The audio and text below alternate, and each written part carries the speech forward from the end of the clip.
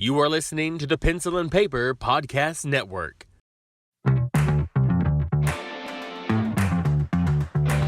Wake up to the world you've been missing. Time to jump out of bed in the morning. No day, no life, now we're living.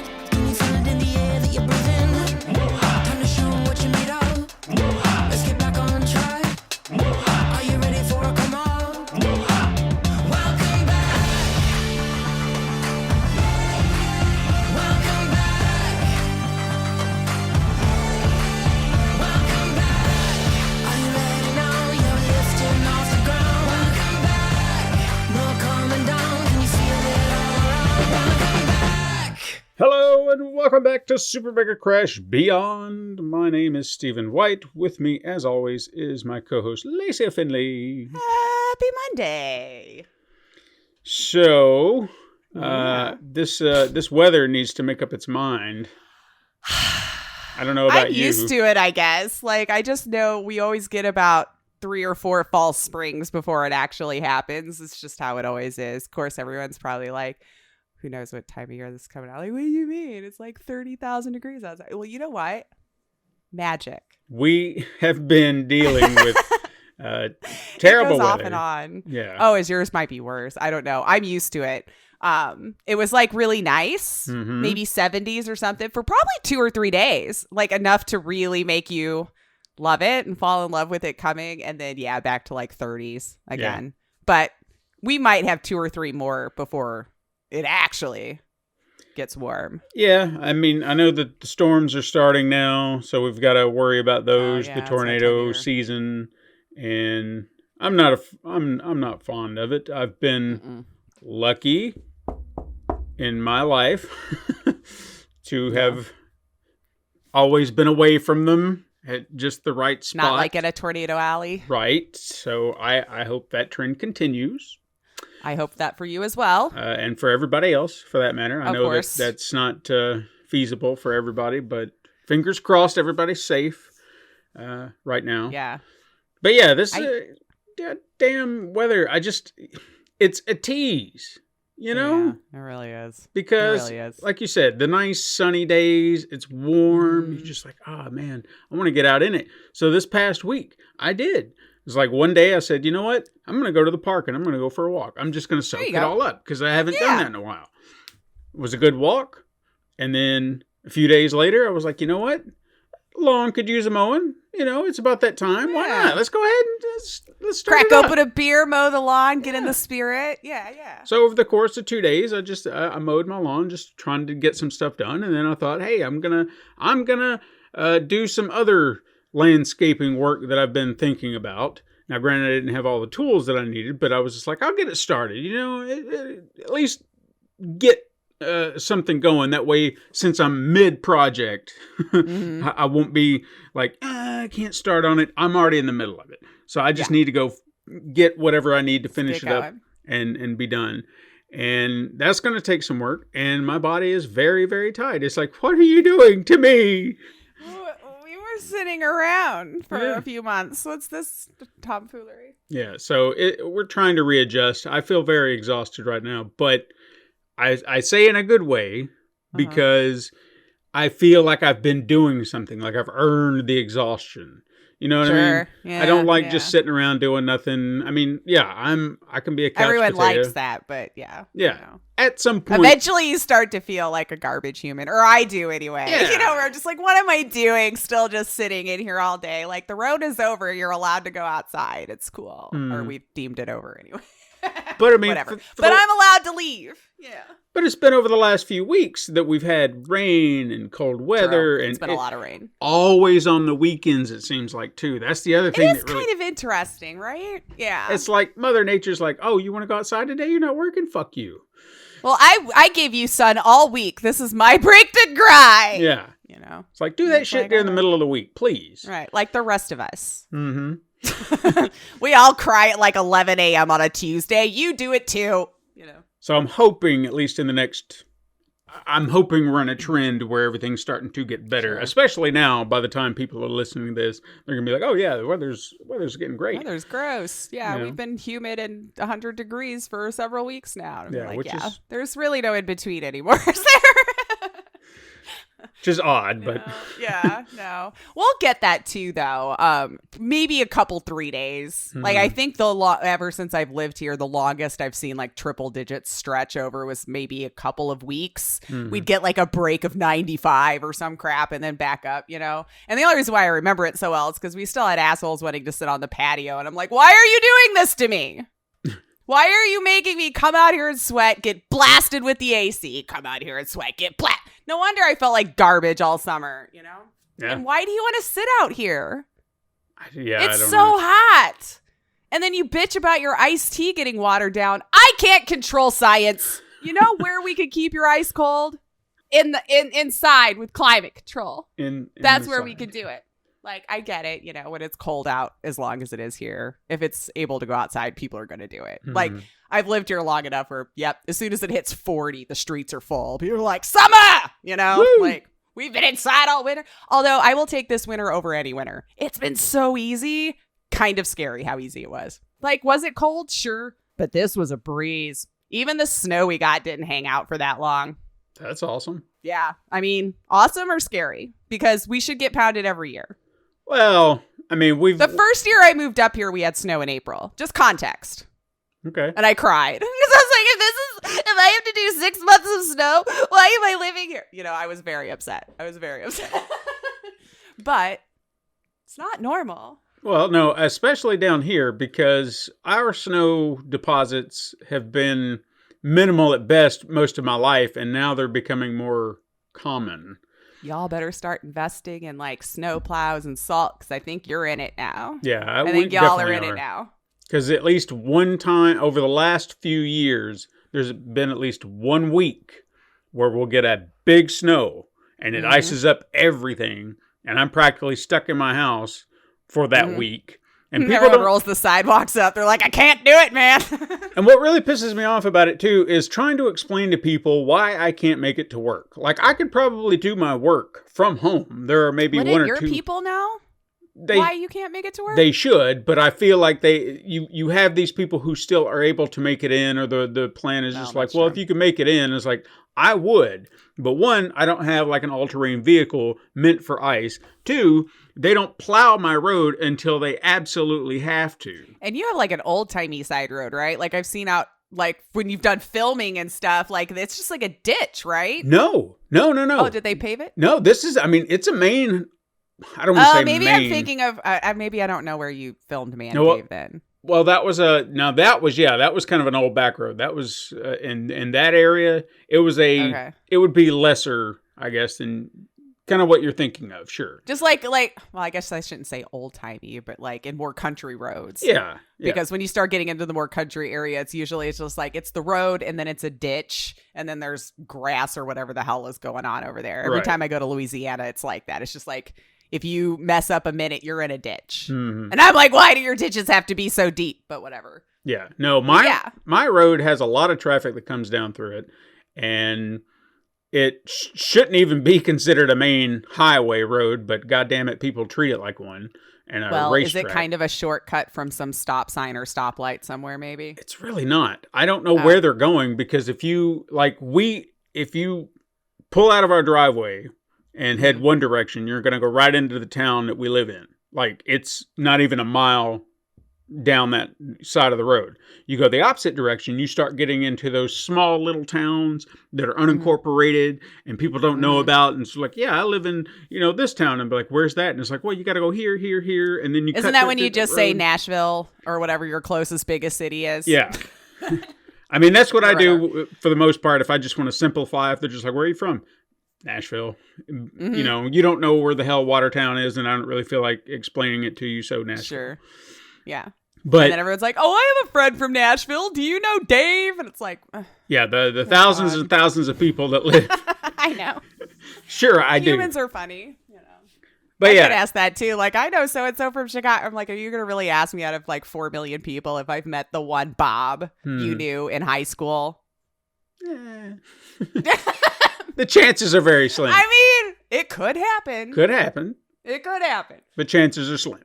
Chances are very slim because I don't talk to people, guys. So even if I talked to Bob, that was probably it.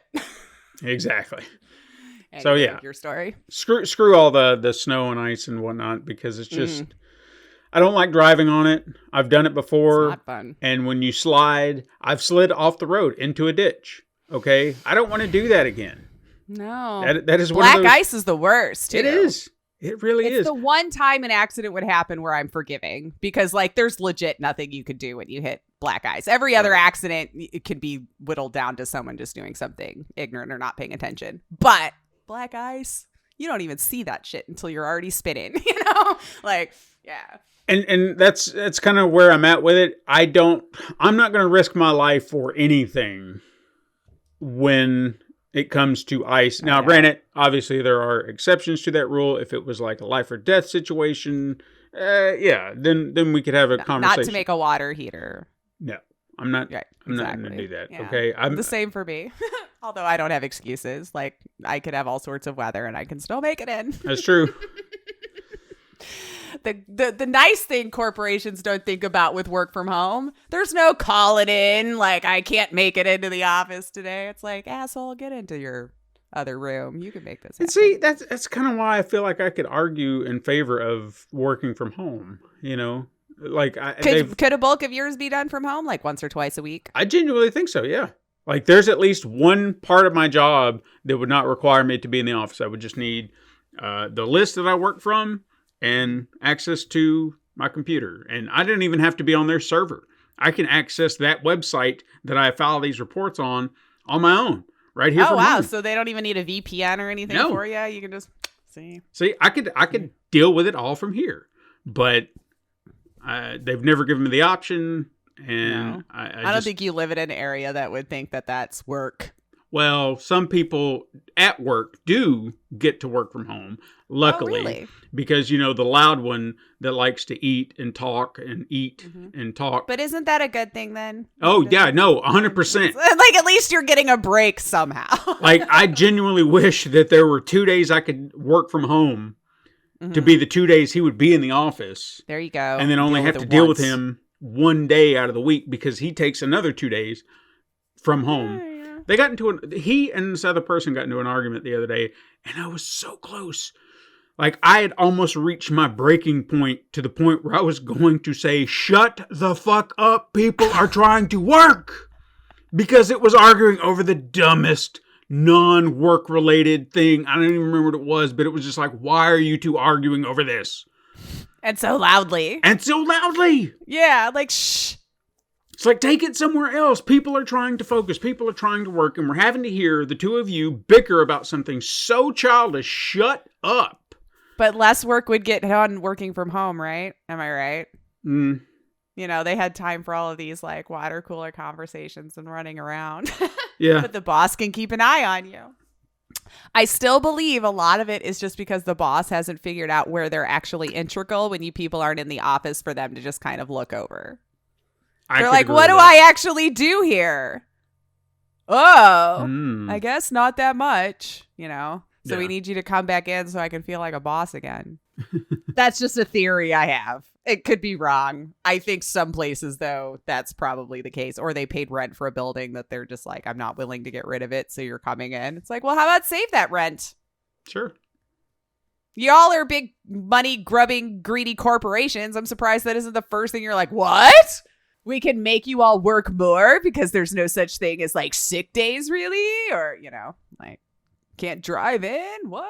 They'd make all sorts of extra money. No, I agree. And maybe some other people could have a home because you're not using this expensive business space for nonsense. We could turn it into an apartment maybe or something. I don't know. Look at me wanting humans to have a roof. You know? Yeah, no, they're building more stuff around here. Oh, good. Yeah. Like homes or actual businesses. I don't know. I hope it's homes. People need probably. homes. Jesus Christ. We need homes that we can afford to live in.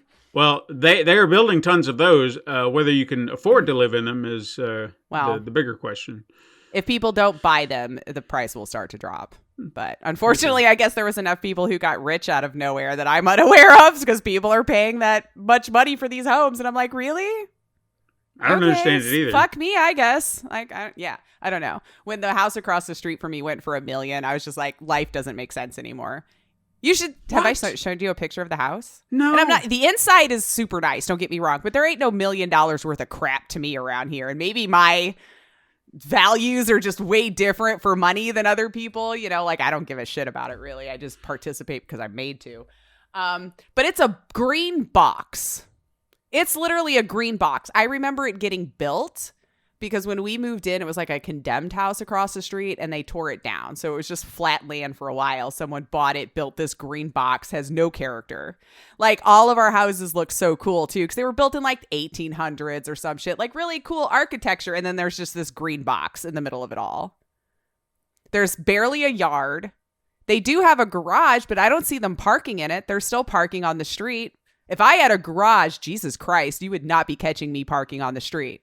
Not even a little bit. Knowing I have a place to put my car when I come home every day, deal. Yeah.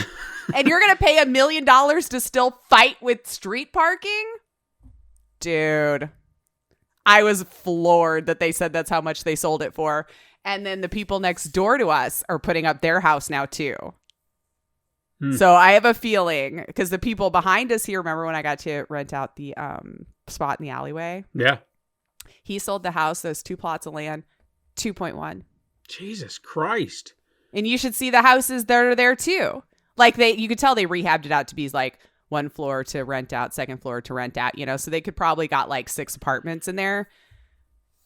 So I'm gonna have to move here very soon because I can't afford the area. Apparently it just like got on some best place to live in Chicago area because Jesus Christ, they're not worth it in my mind. Yeah. When you see the amount of land you're getting for that kind of money, I don't know. I guess you just have to have FU money, right? And you just wanted the experience of living in the city for a little bit and you can afford, because this one next to me, this is probably the 3rd couple that's lived there and moved since I've been here. The first one, she got kicked out because she wasn't paying the bank. Yeah. And it was gross. I guess she had like 30 dogs or something. It was really crazy. Yeah. But we didn't really hardly know her. Like I think she was getting kicked out as we were moved in. And then, you know, the first family spent that much rehabbing it. This family spent that much. So I could only imagine what they're going to sell it for now. Right. It's just, dude. I don't know. You guys should just look at him and go, what? But maybe rich people will be like, that's it? And I'm like, what? I would expect several acres for that kind of money. I don't know. Yeah. At least a basement. Jesus Christ. Anyway. I mean, to be fair, like where I was saying that they're building all sorts of stuff, just for context of how this is working, the house, since you brought it up, that we filmed Man Cave in is no longer standing because they bought that and are clearing it out for something. I don't know what. Man. It's probably going to be a bunch of businesses or apartment buildings. There's or a lot. Maybe businesses. Yeah, there's a lot of farmland, like that whole area. Yeah. Just they're. Because I remember when you were filming the wrestling episode, you could see all the land. Yeah. That's right back there. And now it's all in development. So what they're building, I don't know, but it was we ruin everything. Yeah. You pass by there now because I can see it from the main road. And when I just saw construction work, machines and just crap everywhere, it was just like, man, look at that. It's a shame. We can't have anything green left. We've got to stick a building on it. Mm-hmm. Yeah. Right. Here we are. Yeah. Anyway. Yeah. Just complain about life. That's all we're going to do. So anyway, you had a fun idea for today. Why don't you explain what we were going to do? I thought it was fun. So I thought I would just ask ChatGPT, hey, let's just play the prompt I gave it was, I want to play a game with my best friend. Give me one question at a time that I would ask just to learn more about the other person. Proceed when I give you the next prompt. And it said, of course, let's get started. And then I thought whatever question it asked us, we would just answer about ourselves. Maybe we'll learn something new. Maybe the audience will learn something new. Maybe it'll suck and we'll move on to the next question. I don't know. Okay. I didn't prep for it beyond putting in a prompt and seeing what questions it put up the first time I did it just to make sure it would do it. Okay. So I tested that just to make sure I knew how to make it do one at a time. Because sometimes you ask ChatGPT and it'll give you like this full page of explanation where it's just like, I just needed the answer. I didn't really care how you got there. So you have to you got to talk to ChatGPT in a specific way. I found like the Hubs is like, if you're saying thank you and good morning and all this stuff, it really changes how they'll respond it to you. And you know what? It actually does. It's kind of funny where I'm like, why don't you use please and thank you as a machine, you know? But yeah, it does change kind of how you get the answers and stuff like that. But yeah, so I just figured we'd do that, I guess, until time ran or we got bored and then call it for the day. Okay. Call it. So yeah, so that was the prompt that I put in. ChatGPT was very excited, of course, with an exclamation point. Let's get started. So Steven. Okay. The first burning question from ChatGPT, these are probably all going to be very superficial, but I think it's hilarious. What's one thing you've always wanted to learn but haven't had the chance to yet? All right. I actually have an answer that I can pull right from. So Ooh, good. at some point, I would have said Japanese, but I am learning that. So that's out of the window. But something I would really, really love to learn for whatever reason is playing a piano. Why? Ooh. I just feel like I would have so much fun playing the 88 keys and just, I don't know, every time I see people who can just sit down at a piano and just start stroking the keys and just doing their magic, it's just, I'm in awe. And I want to do that. I think that's the one instrument that I've always been drawn to the most. And I don't know why, other than it just seems like an instrument that I could easily handle. Like I could figure out the keys, I could know where the notes are, and the people who can do it without looking, they just know where it's at. I think I could also pull that off. Oh, sure. With practice, those things become second nature for sure. It's like typing. I never thought in a million years, and I didn't realize it until one day it just clicked that I was typing without looking at my fingers. Yep. And I do it so much that I'm like, holy shit, I can actually do this. And I remember as a kid, I had a teacher who could do that. And well, as a kid, like we were learning keyboards. Yeah. I mean, we had typewriters and shit, you know, but like, yeah. But they always used to say, you know, if you can type without looking, you know, you're just getting into a rhythm. And at one point in my day at work, and this is years ago, I realized that I was doing that. I was like, holy shit. And I kind of practiced. I played with the idea without looking and knew the word that I wanted to type, and my fingers did all the typing. And I was like, holy shit, I can actually do this. So I think piano would be kind of in that same nature. You know where your keys are. You know how to hit it. You know what notes you're looking for. I don't know. I think it would be a lot of fun. I would love to do it, and I think it would just be something as a skill that I could have and just entertain. There you go. You know, I used to be able to play it very well. Really? And that's one thing that I kick myself for never keeping up with past high school. I was writing music, going to conventions for our school, whatever my school is. I know we're all like, in your school? Yeah, I know. A bunch of other Christians. We would compete. And I'd make things of Amazing Grace or something like that. But yeah, and I actually was really good. I wasn't looking anymore and all that kind of stuff, which is why now in my adulthood, I'm kicking myself for not keeping that up. I can still read the music and I still know where it is and everything. I've just definitely nowhere near as quick, you know, where I was able to just like do the drills within, you know, a very little period of time. I had a wonderful Japanese woman who was my teacher, and she was very strict. Very strict. So you learned. You learned. She was not playing around. You came for that hour. You are working for that hour, and you had homework, and you better know it when you come back. She will not waste her time anymore. She was so lovely, though. But yeah, interesting. Yeah. I think you still could. I think I could too. I just need to do like I've done everything else and just get out there and do it. And I Just think get like a little keyboard or something, so you're not spending stupid amounts of money, you know.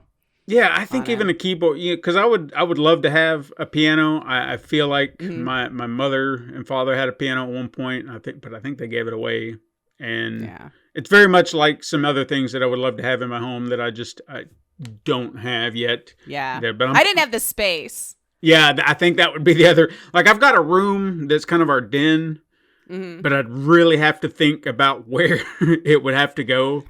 is just And you don't want it on an outside wall either. It's Yeah. kind of like that because like it does kind of affect that if it gets too cold, with having to tune it a lot. So I had it when my hubs and I first moved into our first place. He surprised me with grabbing it from Mom's house. We had an old Spin-It piano. And I played it for a little bit, but then when we moved to Chicago, we had nowhere to go with it. And his buddy was kind enough to keep it for us. And it's been there ever since. oh. It's been like 17 years now. I hope he's sold it or done something with it because I honestly thought I would have grabbed it back at some point, and we never did. We just kind of like dumped this thing in his home, was like, see ya, and never came back. That wasn't the intention, though. I'm very sorry, Scott. But I mean, Listening. you've talked about your apartment. I've seen like the couch It's so debacle small. that you. Yeah, measuring's hard apparently for Wayfair. I'm still not going to take all of the responsibility for that one. Fair. I showed everybody the page that I ordered it from, and I'm like, does that not say 85 inches? They're like, yes. And I'm like, okay. It's like, where did I go Why wrong? is it 110 now? So we can still fit through, but it does. Our house is starting to look pretty broke because of all of the patching we've done from things I've ordered improperly in the past. So what about you? What's your skill that you want to learn? I can't just steal that one. Like, I wish I would have kept up with it. That I haven't had the chance to. One thing I was looking into, and that the reason why I haven't had a chance is I just can't, believe it or not, find a place around here that offers it, is glass blowing. Okay. I really thought, like, I used to watch a lot of those shows where just documentaries or whatever on people doing it, and it just looked so cool. And since I had started getting into more artsy stuff over the last like 5 or 6 years, that was one thing that I wanted to take a class in, and I did actively look for it, and some of the places around here shut down. So there wasn't really anything, and I was very surprised too, being in the area that I'm in. I thought there'd be at least 2. Yeah. Because there's like so much art stuff for people to take just everywhere. We're big in the arts. But yeah, so if I ever come to an area or move to an area where I actually would see classes or something about that, I would really love to learn how to do that. I may not be strong enough anymore because I know you need some upper body strength because that shit can get heavy. And who knows if I have the lung capacity either, but let's see. I'd love to see if I would just drop it and keel over in front of the glory hole. Yeah, they call it that, and I laugh like a kid every time. But yes.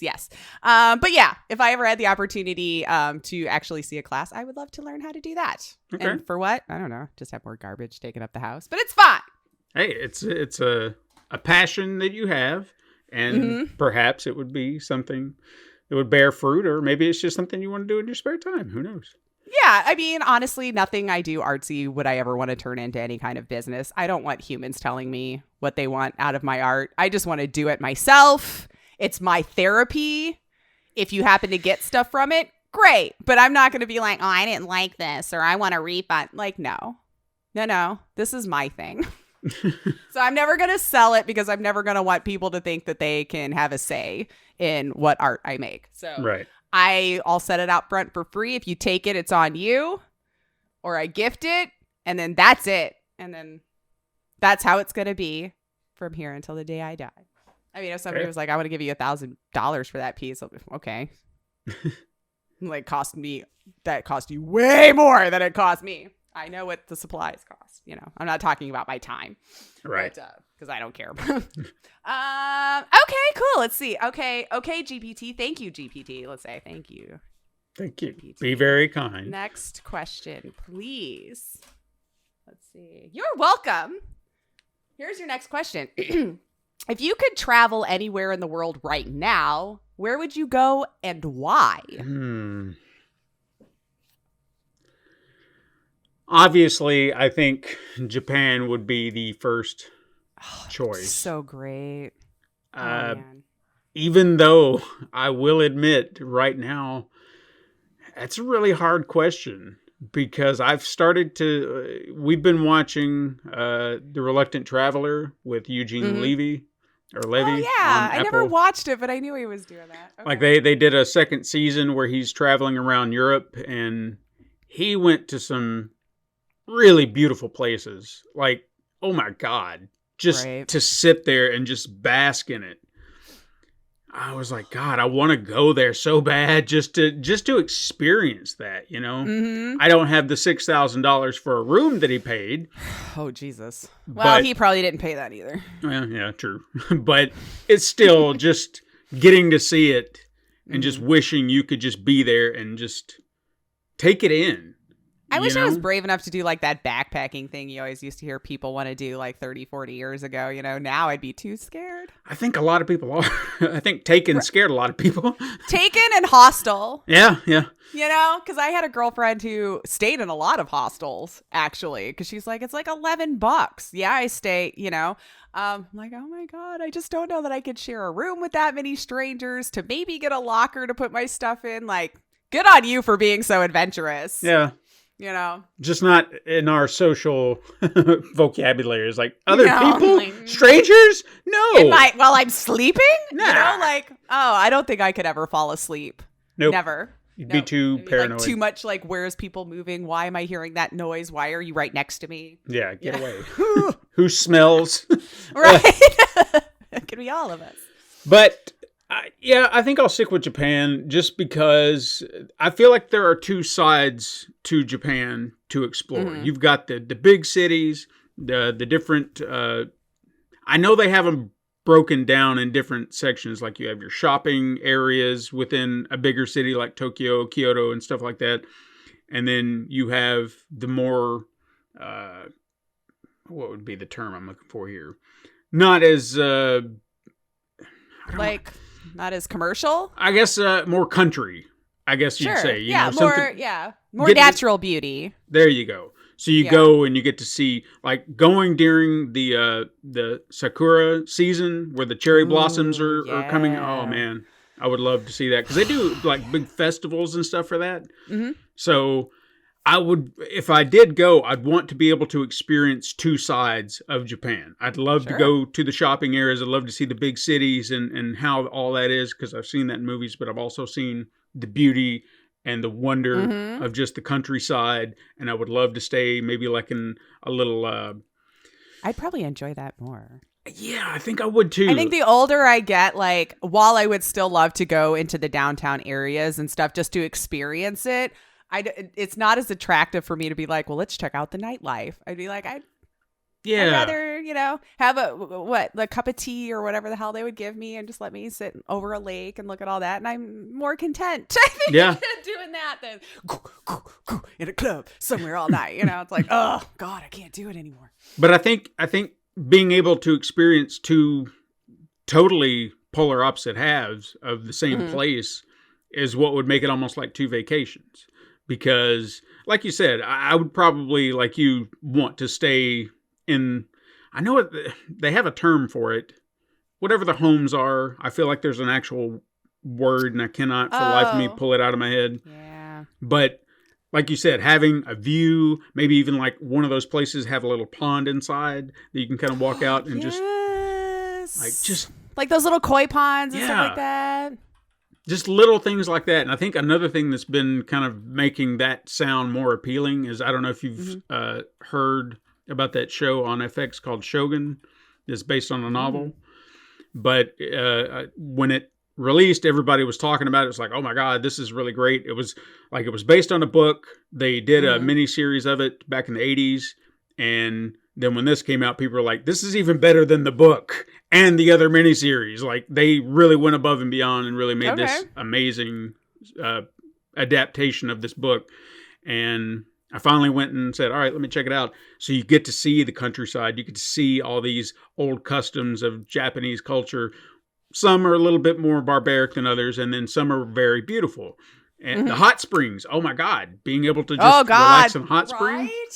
That would be amazing. Yeah. Ooh. So it's just little things like that. You see all these little things that you want to experience. And I feel like Japan would be a great place to experience two different things all at the same trip. And really, I don't know. I think I might start with the city and then go to the country to kind of unwind and relax. You know, after being bombarded with God knows with all what. the lights and all that. Yeah. Because, I mean, their downtown is pretty intense. Yeah. Like, I've been to Times Square. And that felt very intense. But I've been to Times Square. It was like, well, over 20 years ago now. Life just keeps moving, doesn't it? And that was kind of intense. I've just from the videos and pictures I've seen of like downtown Tokyo and stuff, way more intense. I feel like it would be. Maybe it's not. Maybe once I started walking it, maybe it's not nearly as long or as large or as what. I don't know. I feel like it's got to be pretty freaking big though. It feels like it does. I mean, it definitely looks it. So I've never looked up like area mileage or whatever from like Times Square to Tokyo or whatever. Or I guess New York. Sure. I should say New York City, not just Times Square, but like, you know. That's the area most people are walking around down there, you know? Right. But do they have a naked cowboy? I don't know. Yeah, they might. I don't know. But I know for one absolute fact, the one place that I would have to go is I'd have to go to Toho Studios. I've seen the building. They got a big Godzilla mural on this building. It's you do. Massive. Like it covers the entire side of the building. I love looking at it. They even have like a Godzilla tower in the middle of Tokyo, which is cool. So I want to hit up all these little museums and spots. The Godzilla Hotel would be really awesome, but I've seen the price. And is it dumb? Yeah, I would have to be rolling in it to afford a good room in that. Or at least is that a touristy thing? Would you think they'd try to make it a little bit more? Well, I think probably the room I was looking at, there might be more rooms within the hotel itself, but the room I was looking at is like the big suite, you know. With sure. All the, like you went all the way to the top. Yeah. I want the full experience. I want it at all. Yeah. So that will probably never happen, but it could. You never know. You could come into something here. I don't know. But we'll see. But no, that would definitely be top of my list. Hoping that I would get to maybe touch something from a movie. I'm sure it would be off limits in cases and shit like that, but it would just be such a dream. Like they were like, this was in King Kong versus Godzilla. It was a prop we used, and that's it. And you saw it in this scene.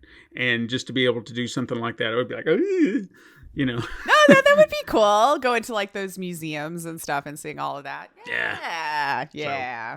I'm sure they have a lot of it. Ooh, I kind of just want to steal yours. Actually, I've always thought about that too, though. Just like that island around there. Every time you've seen pictures or anything, it just does look so serene and gorgeous. And it feels like you were saying, if you go to more of the country, more natural beauty areas of it, just so relaxing. It feels like it would actually be a vacation. Yeah. I always feel a lot of the times when I'm coming back from a vacation, you're more tired and like you need a vacation from that, you know, because you jam pack your itinerary because you're in an area that you never get to visit and you're like, I don't know when I'll get to come back and try to do all of these things. That sometimes it's like, am I having fun anymore? Or I'm just like making myself do thing to thing so I can get as much in for as little time as I have, you know? Yeah. But I feel like you could maybe just even a week. Like, I try to keep in perspective, we're huge. Yeah. You know, like the states are huge. I wonder how long it would take you to like go from one end of Japan to the other. Now, another thing too that I would have to kind of keep in mind as well is the season in which I go, because that would be a minute. It's a little longer than I thought. I would definitely try to make sure that I avoid I guess their hurricane, tsunami seasons, all that true, stuff. true, yeah. Because I definitely wouldn't want to deal with that. And then the other thing that they've been experiencing here lately is earthquakes. So I did see some stuff about that, and pretty big ones, unfortunately. Like, I hope they're okay. In fact, I was actually listening to a podcast a week or so ago, and a little shout out to John and Yuki's Patreon or podcast buffet. It's a show that I like. John Brennan, he's been on Horror Ramblings with us. Oh, yeah. And he was talking to Yuki, who was visiting Japan at that time, and they were doing Zoom calls.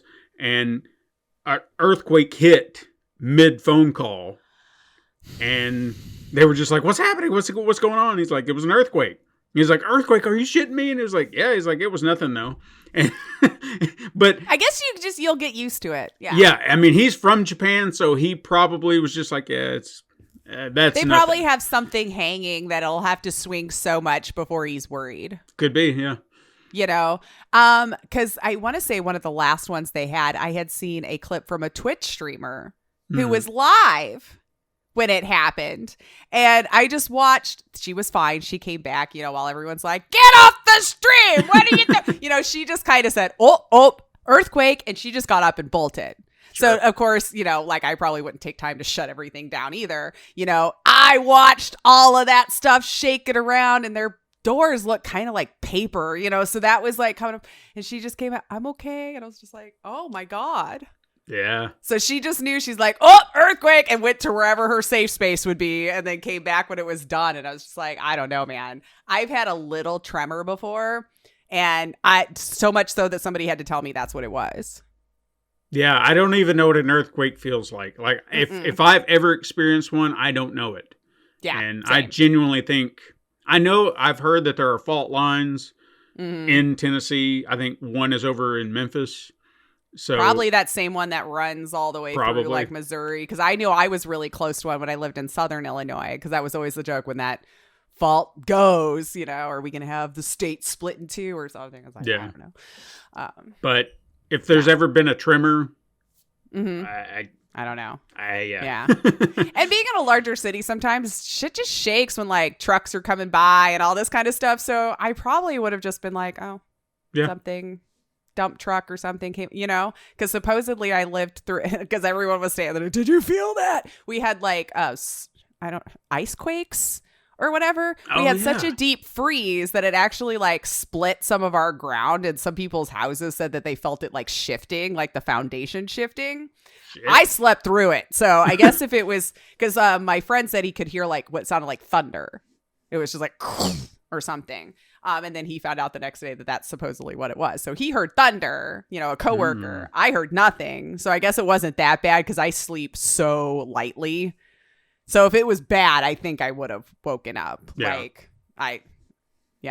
But no Interesting. Clue. Yeah. So what about you? Where would you want to go? Oh, that's a good one. Well, I guess I could stick to one that I thought I was going to get to do before, the Rona shut us all down, that I was actually planning on, where I had it planned out to go to London, into Scotland, into Ireland, and back. And I had actually found an airfare like there and back for like $350. That's not the case anymore. No. But and then like each little puddle jumper, or I would have just taken a train or whatever. Obviously to Ireland, I would have had to have taken like a little plane or something. Yeah. But yeah, I don't know why. I've always just wanted to kind of like run through Glasgow and go look at it. I'm not as enamored with their whole royalty thing, but I still think like especially in London and around there, some of that royal architecture and all that stuff that they still kind of hold on to, I feel like would just be kind of cool to experience and walk through. I mean, I'm sure it's nowhere near as magical as they make it seem. I'm sure everyone around there is just like, yeah, we see it, whatever. Half people probably think it's great and the other half think it's stupid that they're even still doing it. I don't know. But I just think I would like to see the architecture. I do like taking architecture tours. And like what better architecture than going through some like older European places? Because like everything over here is so new. Yeah. For the most part, I mean, 100 years really isn't new. That's true. No, yeah. When you're talking about a lot of these areas and stuff to go through. And I don't know. I just think the Irish accent is so glorious that I want to just be surrounded by it. I'll have no clue what anyone's talking about. Like, I know it's supposed to be English, same with Scotland, though. Scottish, very thick Scottish accents. I'm like, that's not a word. I don't know what you just said. But yeah, and I know I had some people make fun of me that I wanted to go see like the rock statues and everything. They're like, yeah, you're gonna drive out there, you're gonna go, that's it. And I said, you know what, I understand that though, because every time someone comes visit me in Chicago, they want to see the bean, and I'm like, okay, you're gonna get there, you're gonna go, that's the bean, and then you're gonna let it out. What? Like, that's literally all you can do. Some people like to take a picture or walk underneath it, but that's all there is. Yeah. It's just a bean, a giant one. I think it's actually supposed to be like Chicago Sky Gate or something is the actual name of it, but it looks like a bean. Like I don't know. I don't know if you've ever been to Chicago or seen a picture of the bean. I have not. But I've been there a lot. And even the first time I went, I was like, we got to go see the bean. And that was my first, like, okay, this is a long way to come to just look at that. So what else we got to go do, and go look at other stuff. But yeah, there's all those old castles and in the countryside and things like that. I would love to just be able to go, even if I'm just train riding past them, to be able to look at them. It's not very sunny, so I won't burn to death. Mm-hmm. I'll fit right in because I'm very pale. So I don't think I'd have any trouble there, you know? Yeah, I would love to just go through some really old castle countryside architecture and just, I don't know, I'd probably pretend I'm all like posh and royal or something for a minute because it's like so cool, you know? I do like that. That's a great idea because that was actually something that popped into my head. Again, going back to the Reluctant Traveler, one of the episodes, he went to Scotland. Ugh. And he tracked down, apparently his mother is Scottish, and he tracked down his family line and learned about them. And when I heard that, I was like, you know what? That would actually be a good reason to go over there, is to see if you could track down your your you're like very much from over there. Oh yeah. Like I mean, your ancestry test still makes me smile. If I took it, it would probably be the same thing. But I was just like, you can't get any wider than this. No, you just can't. And at least based on the information that I've found thus far, just where I was digging around, I know for a fact that I could at least go, I think it was to Sweden, and at least track down one of my great-great-great-grandfathers. It's on my mom's side, but they immigrated from Sweden, and I was like, holy shit. So I actually have, or had, a great-great-great-grandfather from Sweden. You should, because I'd love to go over there too. And I want to visit a lot of those little countries over there. Like, there's just so much more. Well, I probably just because the grass is always greener, right? Sure. But it just seems like there's so much more cool things to observe and walk around. And it probably, some people might say the same things around here. We just take it for granted because, like, it's always just there, you know. But like even Germany, I'd love to go run around. Yeah. And now there's where I'd probably find a lot of like ancestors. Because for my understanding, like my great-great-grandfather was like off the boat into Ellis Island from there, you know. And I can't even remember what they said. The spelling of like my maiden name changed even a little bit because they were trying to make it a little bit more common, I guess, not as foreign sounding or whatever it was in that day and age. But yeah, they even found like his little signature or whatever coming in from off of that, you know, and they all just stayed in New York. So I did a bunch of hunting. I can't find like a lot of people left from like my dad's line. He was an only child, you know, so it was just, if I even found someone with that last name, I'm like, I don't even know. I feel like they'd have to be related somehow because it's not like a common last name by any stretch. I've never met another one. It's not like Smith or White or, you know, yeah. Where it's just like, I don't know. We could be related somewhere, you know. But yeah. I would say I would just love to go run around in all of those, like the pastures and the old castle sides and all that kind of stuff and just like observe and hang out for a while. I'd probably never be able to afford to like stay in one, like if they had it actually like habbed out or whatever. But I don't even care about that. I would just want to walk by it or take pictures or anything like that. Like I said, even a train ride past it. Yeah. I think I would have a lot of fun just like, wow, how cool everything used to look and so much character. You know, it's not like a suburb where you have to know the house number to tell them apart. Yeah. You know, which is really bothersome to me, you know, like everything looks the same. It's one box, you know. Okay, let's see. What's the next one? Thank you, GPT. All right, let's see what this one is. Oh, this one will be hard for me. What is your favorite childhood memory and why does it stand out to you? Ooh. This one will be hard for me. I might skip it. Favorite childhood memory. And why does it stand out? Wow. Yeah, that one might actually stump me for a minute because I'm like a happy childhood memory. That's where it gets rough, you know? Like there's probably some in there. Yeah, I feel Not to like bring the room down, but you know. I think that's part of the problem is trying to remember a very specific childhood memory and how far, like, where's your... What's childhood? Yeah. Yeah. Like, am I allowed to do a teenager thing or allowed? I would say probably maybe before 14, 13. Okay. All right, I'm going to use this one because it's a good one, or at least one that I remember. Okay. Good childhood memory, and probably not the best or the greatest, but it's just the one that's kind of popped into my head, is I remember when I was maybe in middle school, I think. I don't want to say junior high, middle school, junior high, somewhere in there. So maybe I was like 11. I'm going to just spitball. Probably close. Yeah. My best friend had like a big slumber party, I guess would be the best way to put it. So it was like a bunch of us, like group friends and all that. We just hung out, and I just remember having so much fun. Like, we stayed up until the sun came up the next morning, watching movies, talking, just doing whatever, playing games. And how his parents were fine with it, I have no idea. But some parents were just cool and understood kids are going to be kids. Yeah. And it sounded like it was a weekend. So they were probably like, all Yeah. right, I don't have to get up for work tomorrow.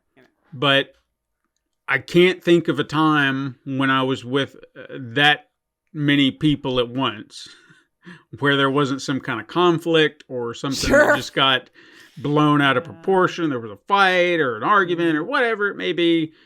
I just remember that being nothing but pure fun the entire weekend that we were there, spending time. And it was time with my friends, doing what we enjoyed.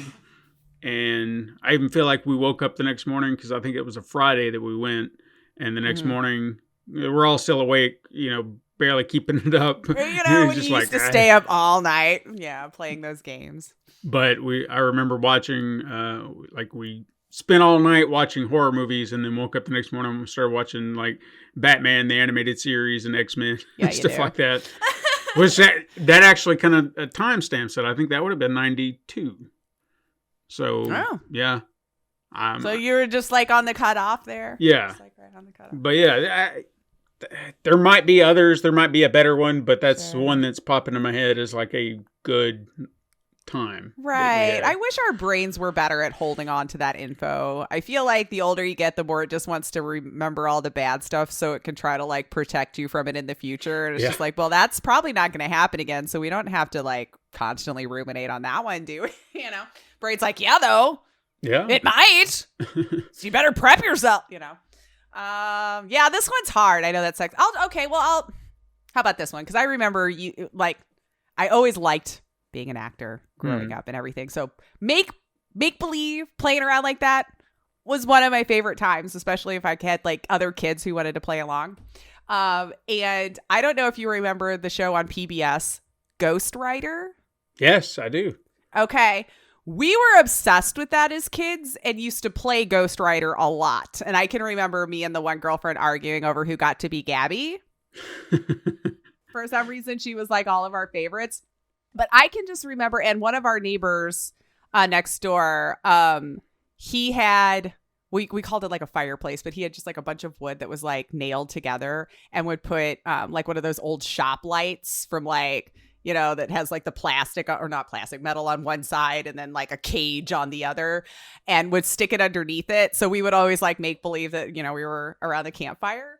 So I can remember we had everyone's porch like set up as some area that we were running to for Ghost Rider, and we took over the street. This was back when kids just like ran around all the time outside, can you come play?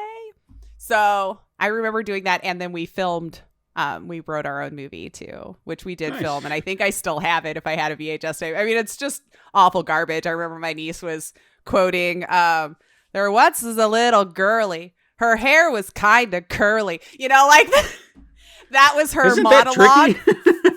Yes.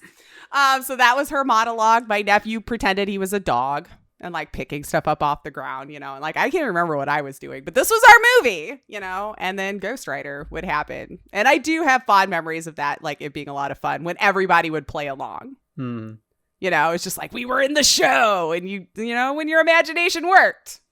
See, playing pretend, that's another thing I remember doing a lot as a kid too. Oh my God. Those like were probably my favorite times, like I hope kids get to do that now, but I just don't see them outside. And I know we have kids on the street because I've seen them coming and going. There is a park not on my block, but the next block over on the corner. Sometimes you'll hear some stuff from there because kids are just loud, but I never really. And then we have a preschool that's near here. So I see sometimes the train of preschoolers, which is kind of cute, where they're all having to hold on to the rope. And the teachers in the front and in the back just taking the kids for like a little walk or something. Mm-hmm. It's kind of funny. They're cute though. It's like just a train of like 4-year-olds holding a rope. looking around everywhere, and I'm like, oh, is this your outside time? 'Cause that feels sad to me. Yeah. So they didn't make you like a little park or anything in your backyard? Because I remember my preschool at least had like a slide and like a sandbox or something to go play in. Yeah. We did you have that? I do kind of remember taking the walk holding like the bump on a rope. We weren't quite tied to the rope yet. Mm-hmm. Like I see kids now, like I feel like they're actually like tied to the rope so they can't go anywhere. But we just held our little bump knot and then take our walk wherever the hell we were going. I don't know. Probably to a bus or something. I don't know. Okay. I think that about covers that one. All right. Next question, please. Let's see what time is it? Okay, we're still good. Oh, this one's like a very cliche one, but it asked it, so we'll do it. Okay. If you could have dinner with any historical figure, who would it be and why? These ones are always hard because I feel like it changes for me any day, Yeah, because obviously you could go with just some of the big figures. Yeah, big figure. Anybody that you could possibly think of that are common. And I don't want to do the common. Like I want to say I want to go talk to Abraham Lincoln and see what he had to say. I mean, they could still be alive, even. I guess. I mean, I guess they're not historical till they die, huh? Maybe is that where we cut it off? Maybe they have to die first. I don't know. This is. I know it's like a cliche question that I feel like is so hard to answer. Yeah. Because you're never really thinking about it unless the question's posed. Well, that or maybe if you just happen to maybe watch something with a historical figure, and then you're like, man, they would be cool. Yeah. And then you don't remember it the next day because you've moved on to something else. Yeah, that's tough. Because I know there's probably some that I should want to have dinner with, but I'm like, I've read enough that I'm good.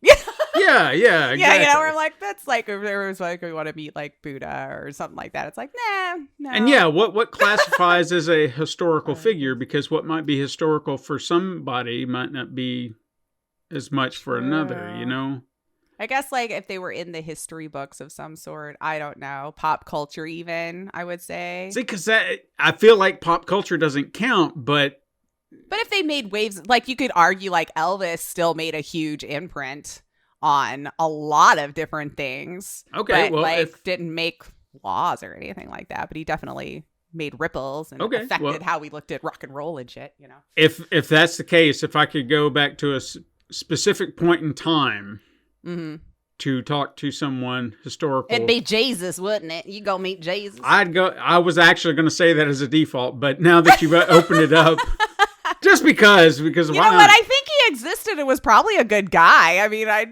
conversation with him might be interesting. But then if he started getting preachy, I may be like, all right, dude. We're like, look. I know your dad. Yeah, I know he's cool. We've heard of him. Stanley. I think because he is a historical figure in at least my mind. Sure. I'm going to talk about this too because, God damn it, it got me. I shouldn't be mad at this man for all this or still holding a grudge after all this time with Bill Maher and the shit he said about Stanley. But it was also this here recently. I hope I say his name right because I don't have it on me and I'm not as big of a fan as other people. Akira Toriyama, who created Dragon Ball. Oh.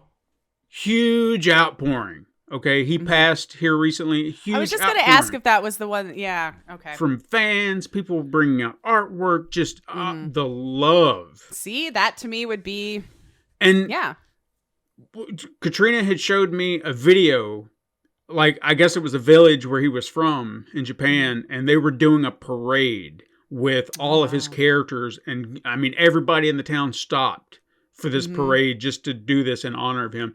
And when I'm sitting there looking at it, I was like, that's what I'm talking about. Okay? Bill Maher would look at this and he would bitch and moan. This is not important. He's nobody. And I was like, but that's bullshit because look at all these people. The lives. Yeah, look at all these people he touched.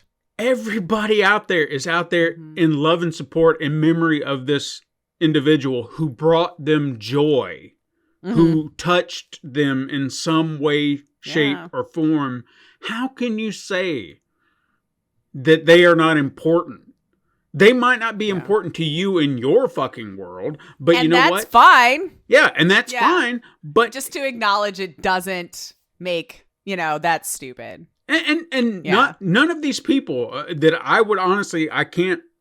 The same with the Stan Lee argument. He made it sound like that if you like comics, if you like superhero movies, if you're lesser, you're stupid, you're the one that's causing all the problems in the country. That's what he said. And I'm sitting there going, what the fuck are you talking about, dude? Yeah, even I was like, what are you on about, Bill? Because usually he'll go on those rants, but usually at the end he'll be like, look, maybe I don't understand it or something. But he held pretty strong on that one. And I was like, what is your problem, dude? Because you can't be that out of touch that you can't realize other people have different interests than you. Yeah. And, just because we don't have the same interest, you feel the need to attack us.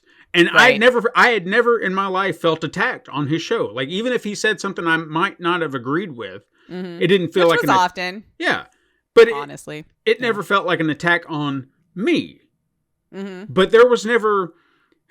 He never. If it was supposed to be a joke, he should have told jokes, had a punchline. I could have laughed, but it was like that preachy. Yeah, that attitude. Look at you when he does that smug ass fucking. He's very, I used to enjoy his stuff earlier on. Yeah, and I really did enjoy some of the newer stuff too, because he was one of the only ones I could go to that would have a diverse belief system up there, and they would actually have legit debates, and you would hear other opinions that kind of dissented from your own, and you could have that. Now, unfortunately, I don't think that's the case, and I haven't watched him in a very long time because it felt like he was just only getting liberals and only getting this, to the point where I'm just like, well, this is just an echo chamber now. I liked it because you had more political people on. It wasn't just a Democrat, or a Republican. It would be a Green. It would be an independent. It'd be an everything, Like one of the last things that I ever watched, because when I get curious, sure, if I'll see a clip on YouTube,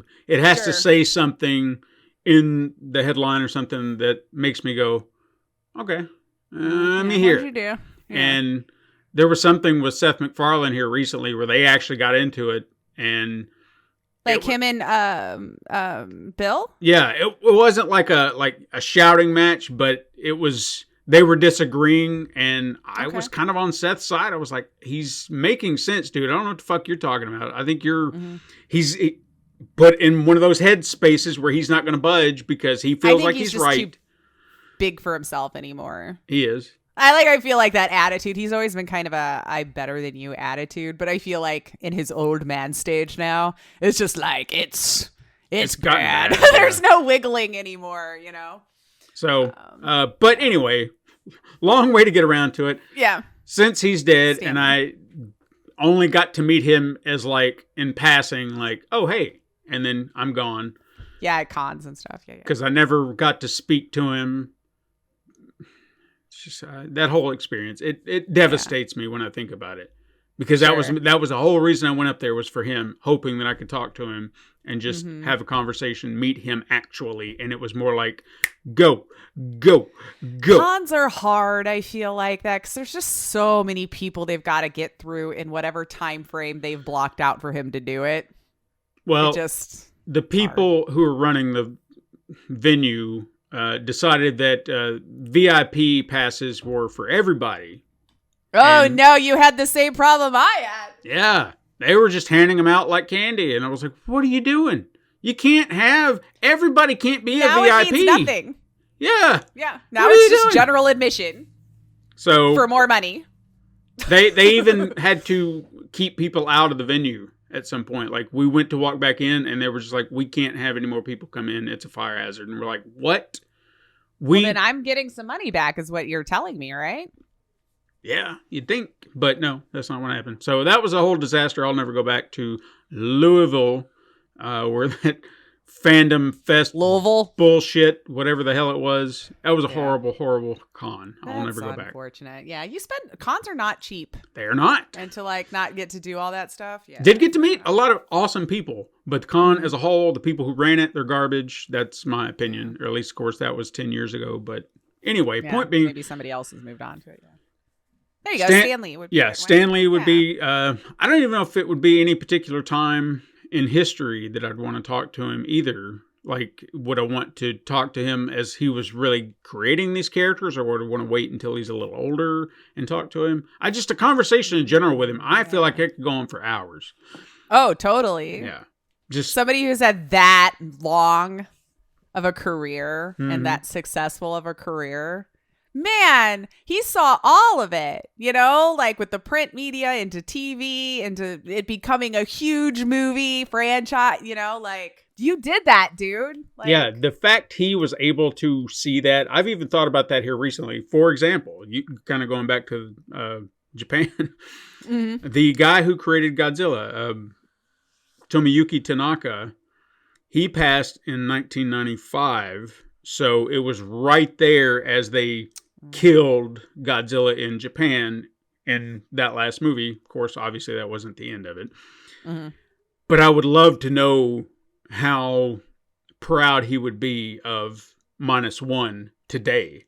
Like, how would he see that and feel about seeing his creation being loved by all? I mean, really, like, genuinely, because he's always been kind of a niche character, kind of off in the background. It's like, it's a monster movie. Nobody cares. But now it's on a whole other level. Right. And people are like, everybody's talking about it. Won an Academy Award. Right. He's everywhere. So how would he feel about that, seeing that creation today in its glory as it stands now? Oh, man. One would hope he'd be very proud. I really hope so. Like, I can't imagine he wouldn't hopefully be. Nobody's bastardized his baby to the point where he'd be like, oh, my God, Like, I don't know source material or anything like that, but I mean, hope. Like, based on what, like, I don't want to go deep into what the movie is, but based on how they present the movie, I feel like that's as close to his original vision of that movie that you could get in a modern setting, because you're going back to the start and just kind of retelling it in a different way. So seeing what they did and really just the emotional gut punch. I mean, it's really hard to think as for us, because we don't know what it was like during World War II. We don't know what it was like for Japan during that time. We can hear the stories. We can relate in so many ways. But when you look at the original movie, there's a disconnect for us. We can sympathize, but we don't know the horrors of it. I feel like Godzilla -1 pushes that in and makes you feel that. Yeah. And I think it helps us connect in that way that film didn't quite do. And it makes it so much better. So I think he would be really, really proud of it. Even what they're doing in America, because I've even talked about this, like the movie that's coming up, or I guess by the time this is out, it'll be out. I've been out or whatever. Did you like it? The film I see as like they've progressed into what they did in Japan. They started out serious, and now they've kind of gone full on, let's just have fun with it.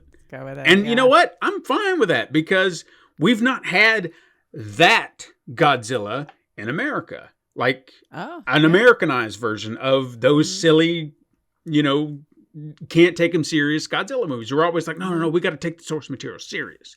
And now they're just like, fuck it, let's have fun with it. People want to see monsters go smashy, bang, bang, bang. Let's do it. Let's do it. I got my serious one. I'm getting my fun one. I'm 100% okay with it all. I'm just right here smiling. This is good stuff. Yeah. Anybody who's going to complain about it, I don't think you're in the pocket of being a true fan. And I don't mean that to be a gatekeeper, but I feel like a fan can be critical, but you can embrace all of it. You know where it's bad, but you still love it.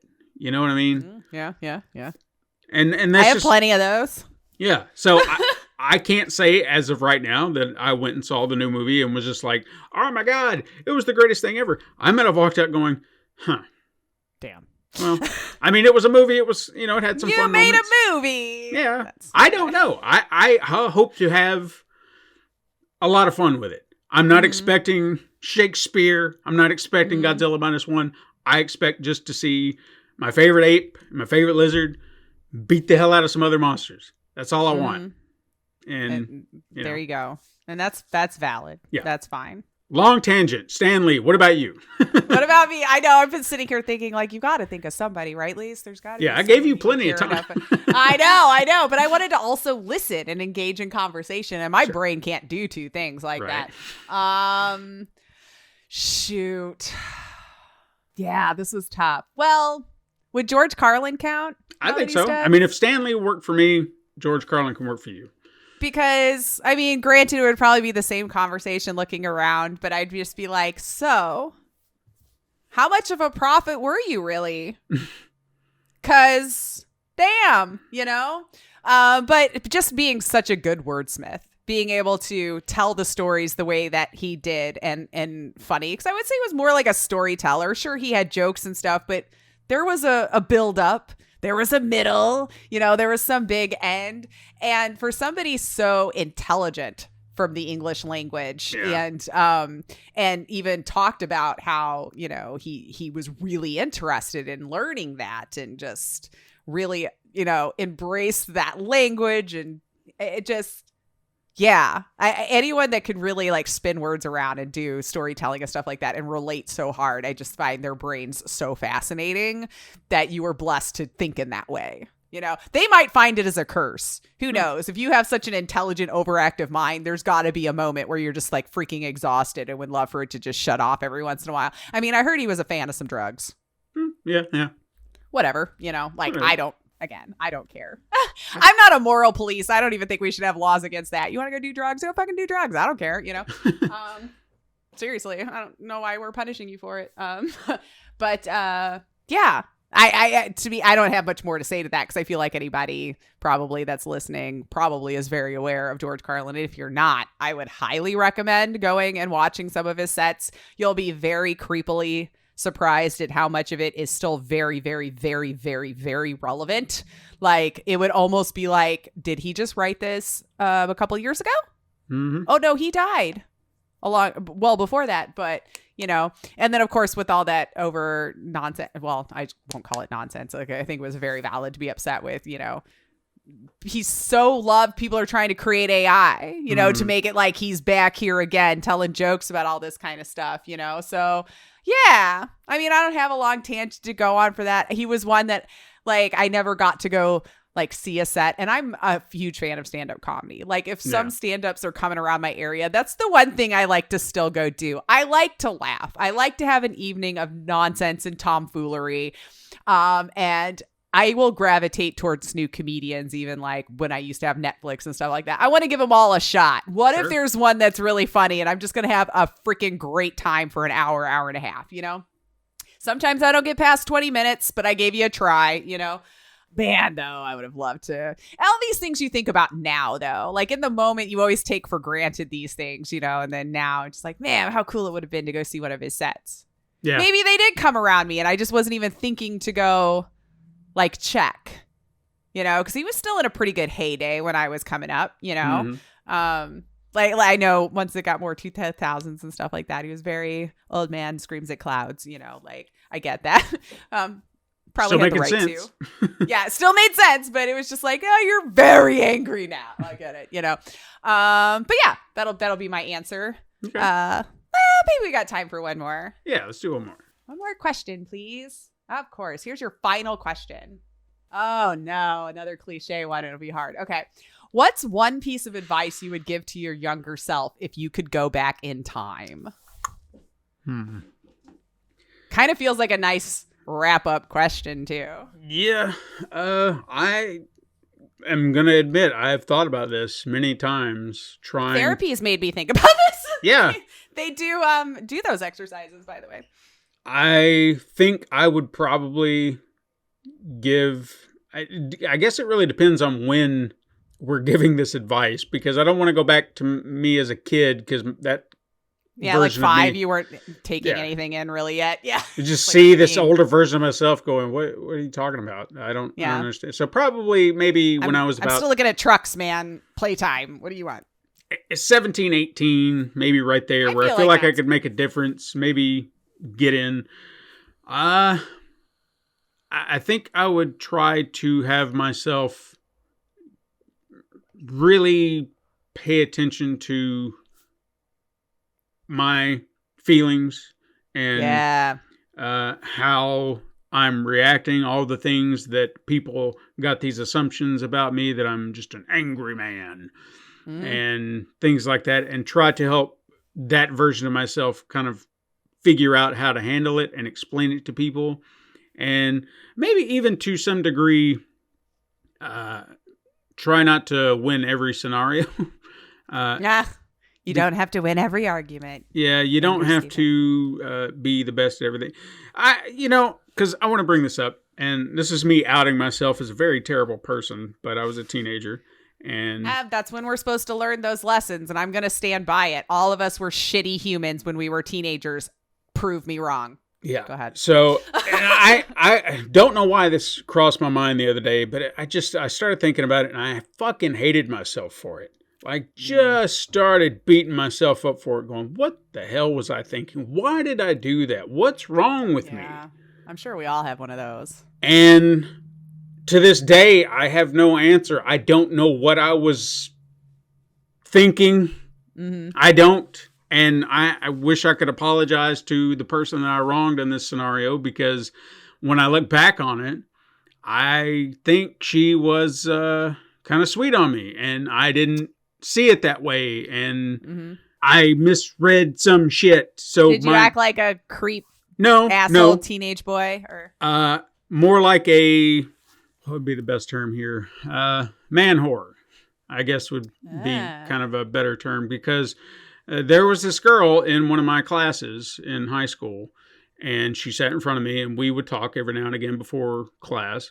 And somewhere in our conversation, she said something about not ever getting a rose from a guy or something like that.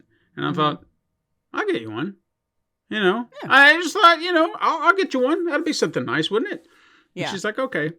She's like, well, didn't seem like it registered. She's like, oh, yeah, whatever, Sure. Yeah, sure. Sure, he's going to get me a rose. And then, I don't know, just the conversation continued. And she would kind of bring it up every now and again. She's like, well, I guess I'm still waiting on that rose or whatever. And that's when I was like, all right, well, maybe I should get her something. Now, in my head, for some reason, I thought that she doesn't need a rose. She needs something that she can enjoy forever, because a rose is going to die. But then there was also this other girl that I was sweet on. And so I thought I would send her the rose and send this other girl who wanted the rose a little stuffed bear with a rose, but not a real rose, just like had a little rose. Okay. Yeah. I think I might still find that cute if I were her. And I thought, hey, I can let this girl know that I like her, and then I can still give her something. And this was Valentine's Day, by the way, so just makes it even better. And then I thought in my head, I thought, I'm giving her something she'll remember and she can have for always, not a withering rose that's going to die. And that's what I thought I was doing. Well, our conversations ended pretty quick after she got the bear and found out that the other girl got a rose, because kids talk. Yeah, they do. And then suddenly, I guess I have a reputation of being some sly dog that's trying to play the ladies, and that wasn't my intention. As a teenage woman, I probably would have thought the same. Like, oh, you're giving both of us gifts now, are you? All right, just see which one of us sticks, which one says yes. All right, fine. Yeah. I could probably see that, especially as a teenage woman. I'd be so devastated. I hate myself for that. I would probably have talked myself out of that scenario. Because had I given the other girl a rose, what would have happened? I mean, and not given her the bear one, you probably would have, it might have been worse. I don't know. Oh, so you gave her a rose and me nothing. I would just be like, don't give out gifts you don't, you don't plan on meaning. Yeah. Yeah. So I've thought about that, or I was thinking about it recently for some reason, and I just was like, fucking wrong with me. Like, I just disgusted with my behavior, even though in my head I thought it made sense, because I didn't know she was sweet on me. I just thought I was just like, okay. Should have just stuck to my guns. She wanted a rose, give her a fucking rose. How hard is it? Yeah. Back then it was like nickels. Yeah. Yeah. Where are we going with this? The advice Oh yeah, the you give your advice. younger Yeah, self. no. Be smarter. Think your shit through. Mhm. Maybe watch out for that one girl that. I better not say that. Yeah, no. Some lovely things came of it, even if it was. That's a lot of true. stress. That's true. There's a lot would be different if that didn't happen. So. Mm-hmm. So yeah, just being more aware of me and my feelings and Mm-hmm. actually realizing that there's nothing wrong with me, Mm-hmm. something wrong with my brain that I can't help. I can't help how I react to things. So Yup. I think having that information early on and trying to get them to understand that, being like, look, dude, you're going to have moments. You're Mm-hmm. going to have outbursts, but you need to realize why they're happening. What are the triggers? What is the problem? What is causing all Mhm. that? And then when people are calling you out on it, you tell them point blank, I cannot help it. I'm not Well, choosing to do this. I'm not. Yeah. The I way I wouldn't look, say to use that excuse. I'd just be like, you know what? You're right. This is one of those moments that I needed to be working on. right. No. And Yeah. don't get me wrong. It's like, I feel like I can control it a lot more today because I'm more aware of it. Sure. You got to practice. Because, Really. and I think that's the path I Yeah. would try to set that kid on. Yeah. Like, here's what you need to do. I said, no, it's going to be tough, dude. But back then, I didn't understand it. And I remember a time I was hounded. Like, I just felt like I was being ganged up on. And the only thing I knew to do was punch a wall. Yeah. And what And- did that help? It helped Yeah. nothing. It got everybody off my back. But And your hand probably hurt really yeah, bad. there was a hole in the wall. My hand hurt. Yeah. Just a lot. Yeah. It ended the conversation. It got everybody off my back. But was it the right way to handle it? No. It was just, but I felt cornered and I didn't know what else to do. And it was just like, I'm going to snap. And I did. Mm-hmm. Yeah. I would hope to help that kid through those situations better. Mm-hmm. Give him the tools he needs then to be a better person now. Because it would have saved so much grief in a lot of ways. And especially when it came to arguing with a certain person about how certain conversations are going down. And maybe even, hopefully, I don't know. I don't know how it would have played out. Had I had those tools back then, things could have been a hell of a lot different in a lot of ways. But for me, I would want it for that kid. Because I feel like it would help him cope with a lot more in a much easier fashion. Mm-hmm. You know, and I can't change the past, but Nope. yeah, Sure that can't. would be something I would definitely try to strive for, is hopefully set him on a proper path of understanding the mental The anguish. malfunctions we have and, Yeah, and how to deal with it. You know, it's not going to be something that's just going to be corrected, but I feel like if I'd had the tools earlier, I could have done a lot more and really been able to work through a lot. But Sure. Yeah. here we are. What about you? Well, ours might be fairly similar, although it's like there's a part of me who says, why would I even bother? Because a lot of this stuff we're not even going to learn until we've been faced with an experience that makes us have to make a decision in the moment. So it's like, I could prep a kid for all sorts of things, but are they mature enough with the mental fortitude to hang on to that, to be able to implement it when the situation arises? You know, I almost feel like the only way we learn our lessons is when we do those big F-ups and then have to sit in the embarrassment, take your talking to, whatever your guilt was after, to be the driving factor to make yourself better. So it's almost like I would rather just tell her, like, a lot of the stuff is valid. You're not being a baby. You don't, it's not that you just, you know, you're so overly sensitive to everything. It was not because you were just selfish and everything had to be about you. Like, you're going to have those moments when you have the outburst. At least have the wisdom to know when to apologize. Try to make that right, because you and I think, are pretty similar in that I'm a hothead through and through. And especially in my young 20s and into my 30s, I was really bad. I feel like it's only been over the last 5 or 6 years. And I hate to say it's probably because I just don't have to be around people as much. Honestly, I don't know that my attitudes really changed that much.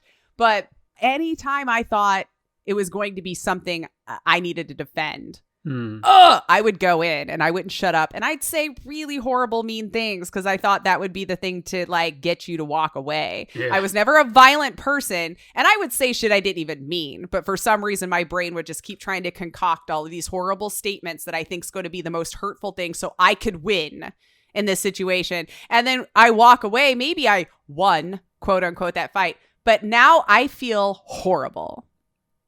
I know that wasn't right. I would have never stood for that if someone did that to me, you know, and start going through all that. So it wasn't until almost 20 years later when you start like, wow, that's a problem and a pattern, you know, somebody walking up to me at the store. They're just doing their job, asking me, how fast is your internet?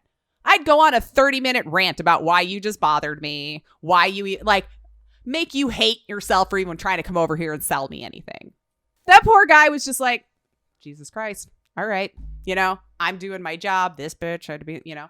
So I think that would be, my biggest piece of advice is like, this is going to happen. And you're not even going to learn that it's a problem probably until after you've done it and it's come out of your mouth. Have the wisdom to know when it was wrong, when to apologize. They may not accept it. And to figure out a way to be okay with that too. Yeah. You know, pretty much just here's some tools to regulate your own emotions. And then eventually, I think after a couple of those times, you start to go, oh, this is what she was talking about. So instead of me continuing on for another 10 years that way, I could start using those tools a little bit earlier. So maybe I wasn't a bitch past 35 instead or something, you know, like maybe only up to 35 were you a horrible person. I don't know how the hubs stuck around. There's a lot of times where I was just like, I don't know, like him and I have never fought, but he's been there when I've lost my mind for, honestly, no reason. Like, I'll even look back on it like, I can't find the good reason why I was that mad. But I felt it. Mm-hmm. My whole body was pissed and tingling, and it took over my brain for the rest of the day. You have my whole day is now ruined because I don't know how to get out of my head. Those and are I the think worst. Teaching that rumination is my death. That's what's going to be the death of me, honestly. It's just rumination. And then, try to tell myself that maybe get some hobbies and shit now. Later on in life, you're going to really wish you had some other kind of skills that can help you through a lot of this stuff, you know. And I'd probably be like, I can do it later. But yeah, I think for the most part, all of this stuff, you're not going to learn until you just do it. True. Honestly. I mean, the more I look at kids, they know a lot. But it's like, and I was the same way. They don't know life now, though. That was when they were a kid. They don't, you know, and a lot of that is true. There's going to be generational disconnects or whatever. But they were still a child. Our parents were still a teenager. They still probably had angst and acted out and made all these horrible decisions, you know. And then after you've done it is when the lesson was learned. I just don't know that you're ever going to understand the impact of something until you've experienced certain things. Yeah. You can understand what it does. You can study how it happens, all this. But until you're actually doing a thing or in the midst of something and then have the time past it to reflect, and you have to sit in the uncomfortable crap you just made for yourself. Yeah. And I think that's what's missing a lot from today is we're trying to avoid that uncomfortable feeling for ourselves. So we're never having to face anything real. You just got to learn to sit in it, take your talking to. And feel bad. And then that, I think, is your driving factor to actually make change. Unless you're just okay with sitting in it. And eventually, I'm sure some people just like your conscience can eventually get turned off. Or if you weren't even taught any kind of empathy, you know, that sorry that your parents or caregivers did that to you, you know. But yeah, so my advice would probably just be to her, this is going to happen. Have the wisdom to reflect back on it sooner than you did. All those times you felt guilty, you can stop that. Mm-hmm. Still have the wisdom to stand up for yourself when it's necessary, but not everything was about you and not everything was being done to you. You know, yeah, I guess that would be it. And then tell her to chill and maybe smoke a little bit more. Calm down, you know. Get pot in your life sooner. Chill. No. I mean, everything you said is highly relatable. I've had those moments. I can still get into those moments. If I get really, really agitated, Yep. it feels like it takes forever to come down. And I feel like at that point, I just need to be isolated. You just Like, got to move. Yeah. I feel like I've just got to remove myself from a situation and be completely by myself and just let myself sulk in whatever it is. Why make everyone else so pissy? That was the other thing, too. It's like, I needed to make sure you understood I was mad and that everyone needed to be coddling to my anger. Like, I'd want to be, I'm not going to be just, all right, and walking the other. I'm going to slam the door. I'm going to say the shit loud. Oh, I heard that. I said it loudly. The point was for you to hear it, like, the big C word. And makes me so, I don't know if I should say happy, because it is a terrible thing to do, but it makes me feel not alone that I am not the only person who thinks horrible shit to say to people in those mad moments, because I have done the same. And I'm like, this is why I don't want to fight. Because I know that I'm going to say some very horrible shit that is just never even thought of until now. Yeah. That's the thing, I will devastate you, and I'm going to feel very bad about it, and that's why I would just rather avoid it altogether.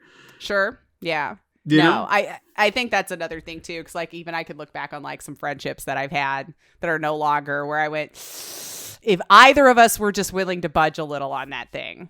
And it got vicious, and then we'd start throwing each other's shit back at each other that we trusted each other with, and I think I'm well past that now. I would never use anybody's anything against them if you treat me wrong. Like, I just don't have it in me anymore to want to be that petty back, but we're probably not going to be friends anymore.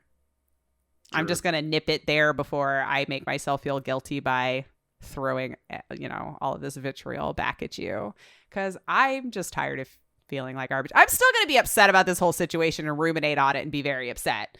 I don't need to add more to it by me being irrational, I think is what it is back. It's not steeped in any rationale.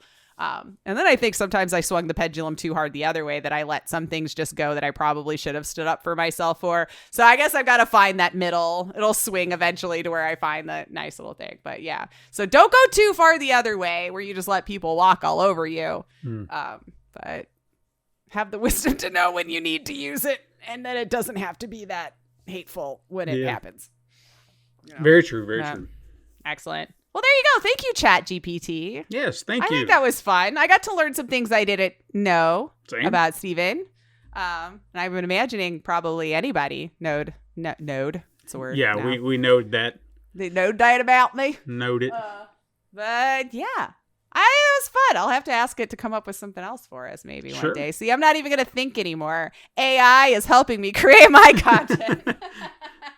No, I guess I was hoping there'd probably be some like, what the hell was that question in there? But no, it was very basic. Very have to family friendly. Maybe poke at it a little bit more and say, no, give us some tough ones. Give us some tough ones. Let's see. Give me a tough one. I just want to see what it would say. Yeah.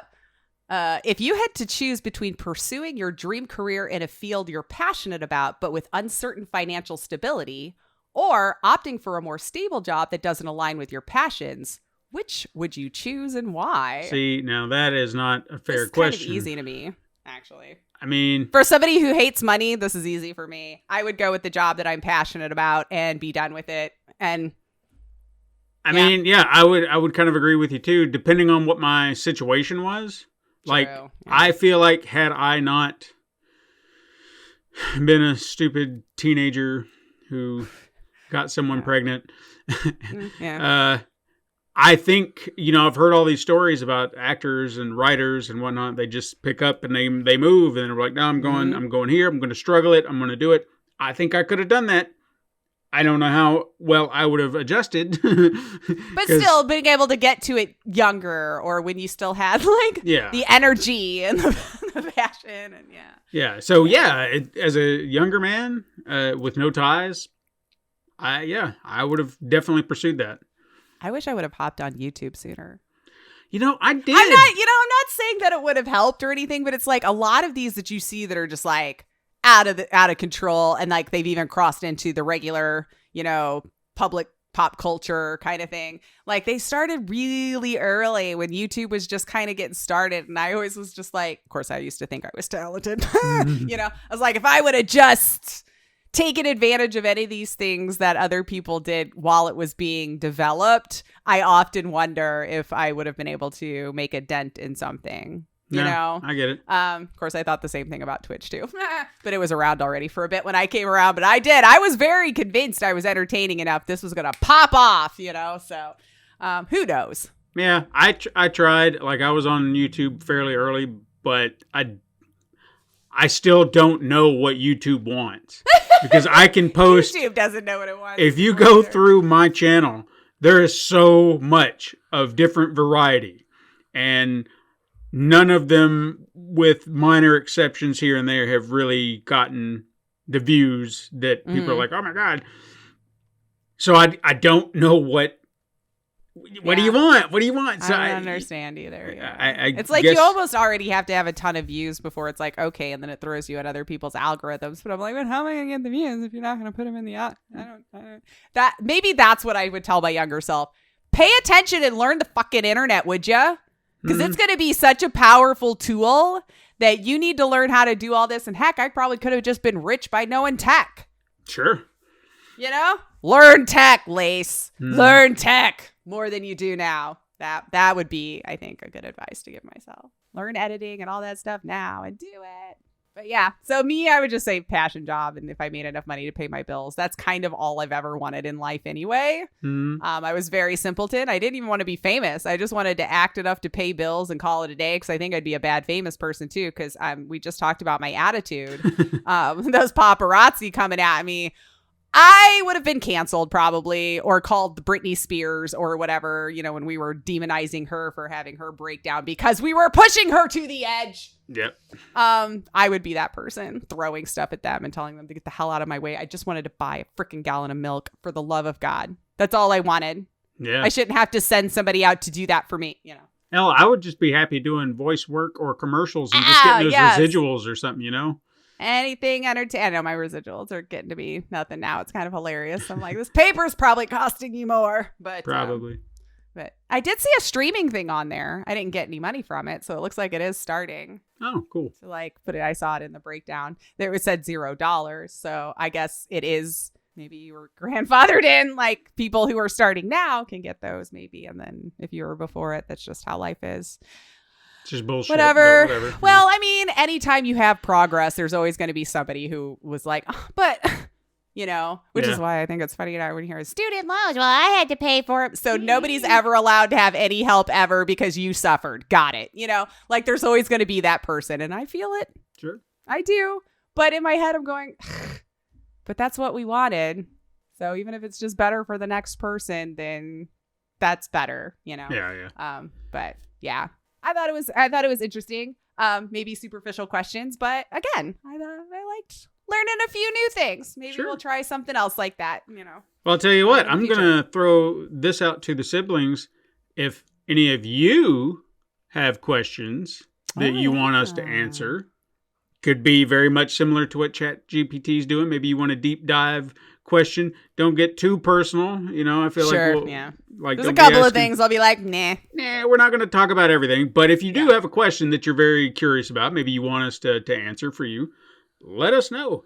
Either tag us on social media at Super Mega Crash, or send us an email at supermegacrash@gmail.com. And if we get enough, maybe we could do a whole episode just answering fan questions. I would love that. Yeah. That would be fun. That'd be fun. Yeah. Let's hear what you have to say. What questions do you want us to answer? Whatever. Okay. Doesn't have to be anything specific. Whatever you want to know. You know, ask away. Yeah. And we'll even if we get a few, we'll still do it in some way, shape, or form. Yeah. I would love to hear from all of you out there, siblings. So send us a question. Support the show over on Patreon. 5-star reviews on your favorite podcasting app to help the show grow. And finally, keep up with all things over at pencilpaperproductions.com/supermegacrash. Links are in the show notes down below. Join us again next week, siblings. But until then, go beyond your limits.